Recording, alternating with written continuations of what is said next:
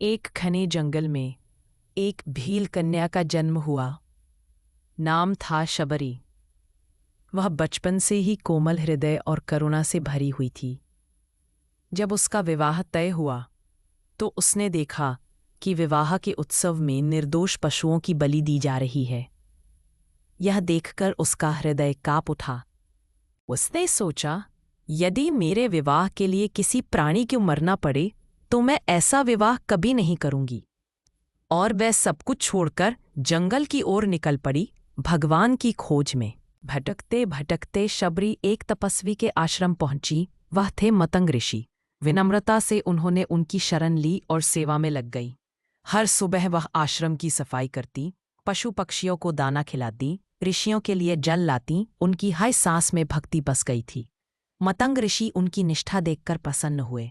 उन्होंने कहा, बेटी शबरी, एक दिन स्वयं श्री राम तुझसे मिलने यहाँ आएंगे।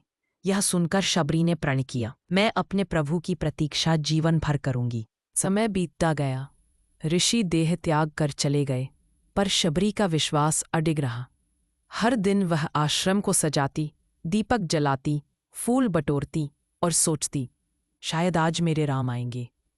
वर्षों की साधना के बाद भी उनके मन में थकान नहीं आई, क्योंकि उनका प्रेम सच्चा था। एक दिन जंगल के मार्ग से दो तेजस्वी पुरुष उनके आश्रम में आए। एक थे भगवान श्री राम और उनके साथ थे लक्ष्मण। शबरी ने उन्हें देखते ही पहचान लिया। उनकी आंखों से आंसू बह निकले। वह दौड़कर प्रभु के चरणों में गिर पड़ी। राम ने प्रेम पूर्वक कहा, माता उठो, तुम्हारी भक्ति ने मुझे यहाँ खींच लाया है। शबरी ने प्रभु के स्वागत के लिए बेर लाए, लेकिन वह हर बेर को पहले चखती। कौन सा मीठा है, कौन खट्टा। जो सबसे मीठा होता वही प्रभु को देती। भगवान राम ने बिना झिझक वे प्रेम भरे जूठे बेर खा लिए, क्योंकि भगवान को भोग नहीं, भक्ति का भाव प्रिय होता है। लक्ष्मण यह देखकर चकित हुए। राम मुस्कुराए और बोले, भक्त के प्रेम से बढ़कर इस संसार में कुछ भी नहीं, मुझे यहाँ खींच लाया है। माता शबरी की कथा हमें यह सिखाती है कि सच्चे प्रेम, श्रद्धा और भक्ति से भगवान को पाया जा सकता है। न जाति मायने रखती है, न रूप, न धन। भगवान केवल हृदय की पवित्रता देखते हैं।